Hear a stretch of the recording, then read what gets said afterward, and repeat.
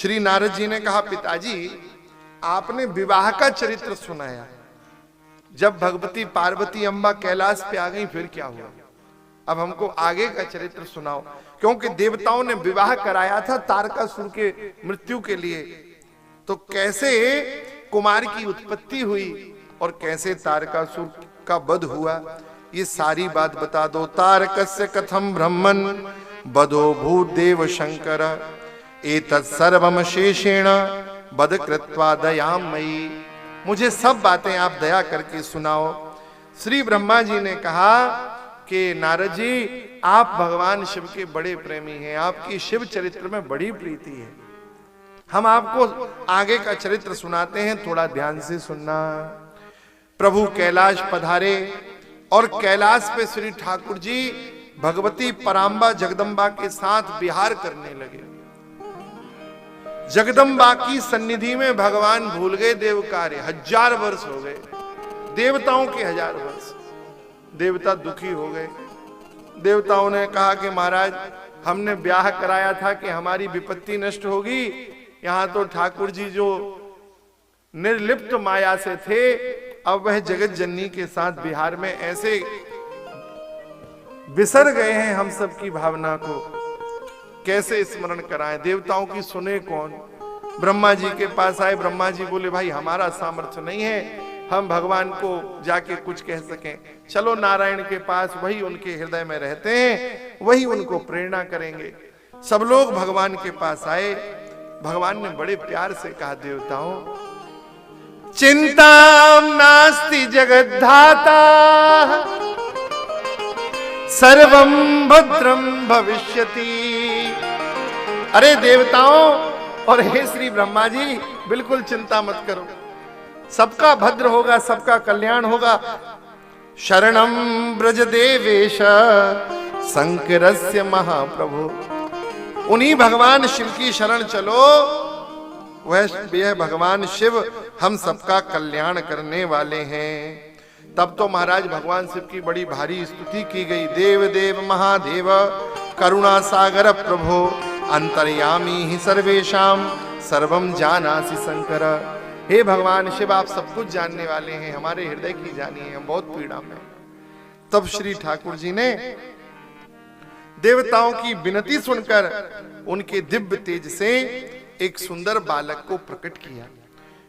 महाराज 6 कृतिकाओं देवियों ने इसका पालन किया। 6 माताएं थीं, कृतिका माताएं, और उन कृतिकाओं के मन में था कि हम इन बालक का पोषण करें तो ये हमारे पयोधरों से दुग्ध को पिए।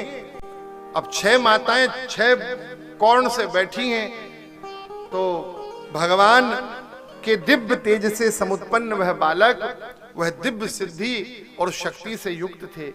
अपनी माताओं की मन कामना पूर्ति के लिए महाराज उस बालक ने 6 मुख 6 दिशाओं में बना दिए।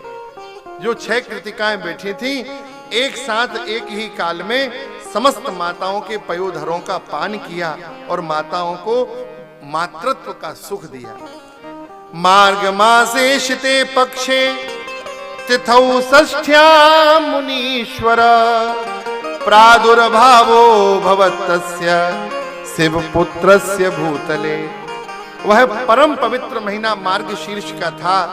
शुक्ल पक्ष की षष्ठी तिथि थी, जिस दिन भगवान शिव के पुत्र ने भूमि पर प्रादुर्भाव अवतार धारण किया था। महाराज, जैसे शुक्ल पक्ष का चंद्रमा बढ़ता है, ऐसे ही देखते देखते महाराज कार्तिकेय कुमार बढ़ने लगे। कृतिका माताओं के द्वारा पोषित होने के कारण उनका नाम कार्तिकेय हुआ। भगवती पार्वती जगदम्बा ने नंदीश्वर को आदेश देके और देवताओं के कार्य के लिए कुमार का प्राकट्य हुआ है। अब उनका पोषण हो चुका है। उन कृतिका माताओं के यहाँ से कुमार को कैलाश लेके आओ। और जब महाराज आज कुमार कैलाश पधारे हैं, आज तो कैलाश पे बड़ा भारी उत्सव हुआ है, दुंदुभियां बजाई गई हैं, देवताओं ने सुमन वृष्टि की है। आज कार्तिकेय कुमार पधारे हैं। पश्चात देवताओं के सेनापति पद पर प्रतिष्ठित किया। और समग्र देवताओं ने श्री कार्तिकेय कुमार जी को अपने अपने अस्त्र शस्त्र से सुसज्जित आशीर्वाद दिए। भगवान नारायण ने उन्हें सुदर्शन चक्र प्रदान किया। श्री ब्रह्मा जी ने सुंदर अपना हंसासन गरुड़ासन दे दिया, हंसासन दिया, बाद में शंख दिया। भगवान नारायण ने बैजंती की माला प्रदान की। भगवान शिव ने धनुष, पिनाक, त्रिशूल और परशु दिया और एक दिव्य शक्ति दी जो किसी भी काल में समाप्त नहीं होगी। परम विद्या कुमार को श्री बृहस्पति जी ने दी। देवराज इंद्र ने अपना ऐरावत दिया और वज्र प्रदान किया। जल के देवता स्वामी वरुण ने अपना श्वेत छत्र दिया और पाश तथा रत्नमालाएं दी। सूर्य ने मन की गति से चलने वाला रथ दिया और सारे देवताओं ने कुमार की आराधना की और पश्चात कुमार से कहा कि हे कुमार, कुमारेण हतो हेश तारको भविता प्रभो। हे कुमार, आप हमारे सेनापति पद पे प्रतिष्ठित होकर अब हमारे कष्ट से हमें निवृत्त करिए। तारकासुर बड़ा भारी बलवान है, उसने हमको बहुत सताया है महाराज, सारे देवताओं को बड़ा पीड़ित किया है। तब तो सारे देवताओं को संतुष्ट कर कर महाराज कार्तिकेय कुमार युद्ध भूमि में प्रशस्त हुए। यहां जगदम्बा ध्यान में बैठ गई। भगवान शिव अपने पुत्र के महान रण कौशल का दर्शन कर रहे हैं और कुमार समुद्यत हुए तारकासुर को समाप्त करने के लिए। आकाशवाणी हुई, कुमार आप देवताओं का प्रतिनिधित्व करेंगे तो निश्चित ही तारकासुर मारा जाएगा, अवश्य तारकासुर समाप्त हो जाएगा। जब युद्ध हुआ, ऐसा घनघोर युद्ध हुआ कि युद्ध भूमि पर चारों ओर मुंड ही मुंड दिखाई दे रहे थे। रक्त की नदियां बह रही थीं।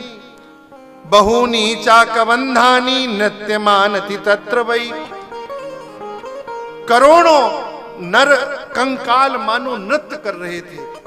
ऐसा बड़ा भारी युद्ध हो रहा था। दैत्य और देवताओं का यह देवासुर संग्राम हुआ।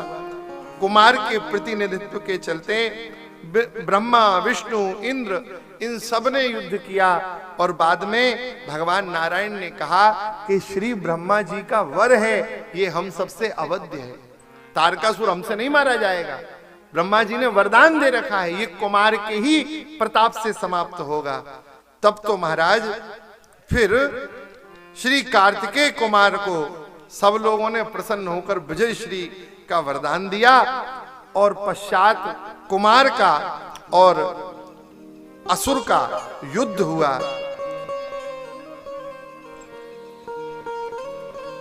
महान पराक्रम दिखाकर